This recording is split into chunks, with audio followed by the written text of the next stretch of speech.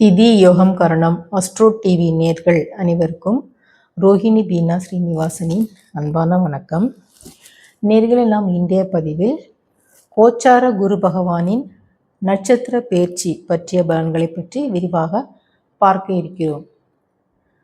பொதுவாகவே குரு பெயர்ச்சி என்றாலே நாம் குருவின் ராசி பெயர்ச்சியைத்தான் நாம் சொல்லுவோம்.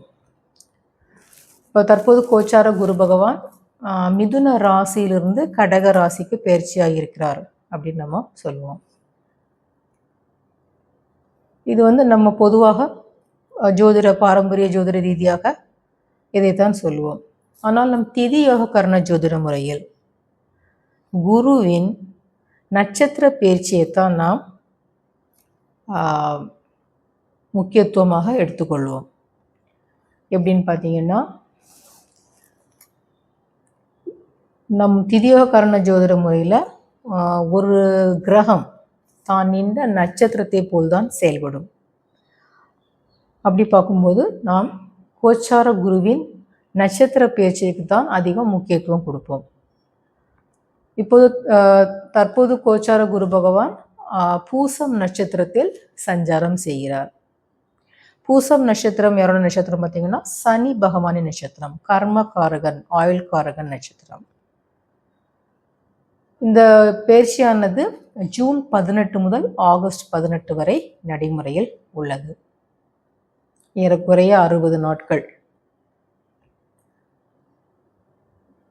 இப்போ இந்த நம் பாரம்பரிய ஜோதிட ரீதியாக நம்ம என்ன சொல்லுவோம்னா, குரு பகவான் கடக ராசியில் பூசம் நட்சத்திரத்தில் தான் உச்சம் பெறுகிறார் அப்படின்னு சொல்லுவோம். நம்ம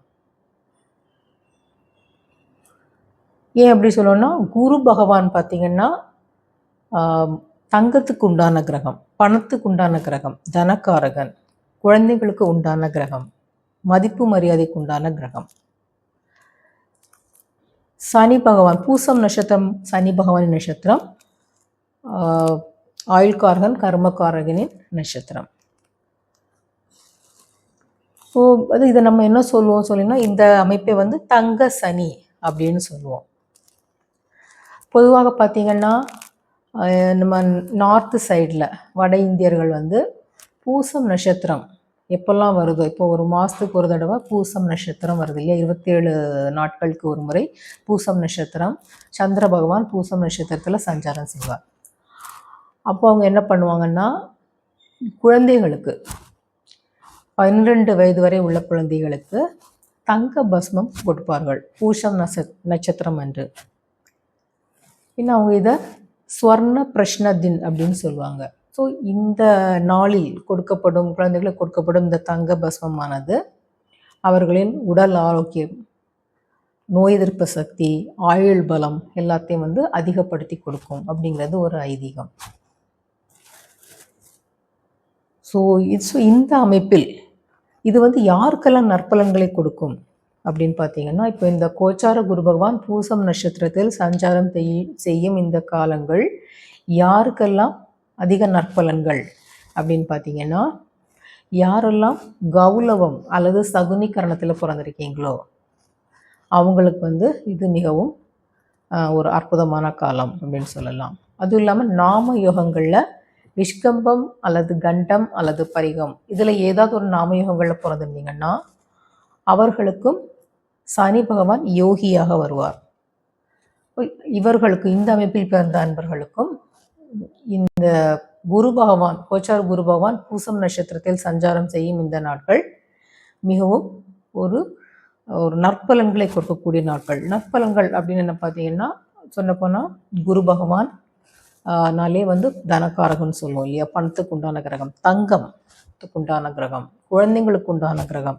ஸோ நீங்கள் ஏதாவது ஒரு பண பரிவர்த்தனைகள் இல்லை பண்ண விரும்புகிறீங்களா அப்படின்னா, இப்போ கடன் கொடுக்கல் வாங்கல், இல்லை ஒரு வீடு வாங்குறதாகட்டும், ஏதாவது ஒரு பண பரிவர்த்தனைகள், இல்லைன்னா உங்களுக்கு ஒரு வழக்கு போட்டிருக்கீங்க, அது உங்கள் தீர்ப்பு உங்கள் சைடில் சாதகமாக வர மாதிரி இருக்கும், அதனால உங்களுக்கு பணம் உங்களுக்கு சேரும்.